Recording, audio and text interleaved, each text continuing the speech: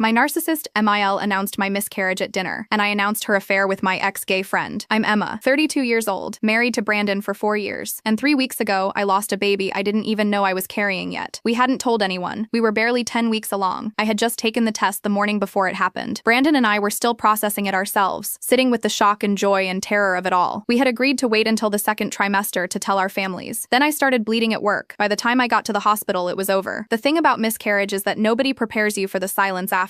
The doctors are kind but clinical. Your husband holds your hand but doesn't know what to say. You go home to the same apartment but everything feels hollow. We took 2 days off work. We cried together. We didn't cry together. We existed in this weird limbo where grief felt too big and too small at the same time. And we definitely didn't tell anyone, especially not Brandon's mother, Patricia. Patricia is the kind of woman who wears cream-colored pantsuits to other people's weddings and somehow makes it seem classy instead of vindictive. She has this way of smiling that never reaches her eyes. Every compliment from her mouth comes with a hidden barb, like a beautiful cake with glass baked inside. When Brandon first introduced me to her, she looked me up and down and said, "Oh, how lovely." Brandon always did have eclectic taste. Eclectic, like I was a vintage lamp he picked up at a thrift store. But Brandon is an only child, and Patricia is a widow, so she's always been deeply involved in his life. Too involved. She has a key to our apartment. She calls every single day. She once rearranged our kitchen while we were at work because she didn't like how we organized our spices. The Friday after my miscarriage, Patricia called to announce she was hosting Sunday dinner. Not asking, announcing. Brandon tried to get us out of it. He really did. He told her we weren't feeling well, that we had other plans, that we needed a quiet weekend. But Patricia has this supernatural ability to steamroll over any objection. She guilt-tripped him about being alone, about how she never sees us anymore, about how she already bought the ingredients for his favorite pot roast. So Sunday evening, we drove to her house in the suburbs, this perfectly manicured colonial with a garden that looks like it belongs in a magazine. My stomach hurt the whole drive, not from the miscarriage, physically. I was recovering fine, but from the anxiety of sitting across from Patricia and pretending everything was normal. When we arrived, I realized we weren't alone. Patricia had invited Brandon's aunt Linda, his cousin Jennifer, and Jennifer's new husband Marcus. 7 people around her formal dining table, crystal wine glasses, china plates, white tablecloth. I thought it would be nice to have a family gathering, Patricia said, kissing Brandon's cheek. She looked at me and smiled. "Emma, you look tired. Are you feeling all right?" "I'm fine," I said. "Are you sure? You look pale." I forced a smile. "Just a long week at work." We sat down. Patricia brought out appetizers. Everyone made small talk. Linda asked about my job. Marcus talked about his new car. Jennifer showed us photos from their honeymoon in Greece. I pushed food around my plate and tried to participate. Brandon kept glancing at me, his hand occasionally finding mine under the table. Then came the pot roast. Patricia brought it out herself, setting it in the center of the table with the pride of a woman presenting a trophy. "Before we eat," Patricia said, sitting down and folding her hands, "I want to share something." Everyone looked at her expectantly. "I've been thinking a lot about family lately, about legacy, about the importance of grandchildren." My chest tightened, and I've been praying that Brandon and Emma would give me a grandchild soon. I know they've been married 4 years now, and I was starting to worry that maybe they were having trouble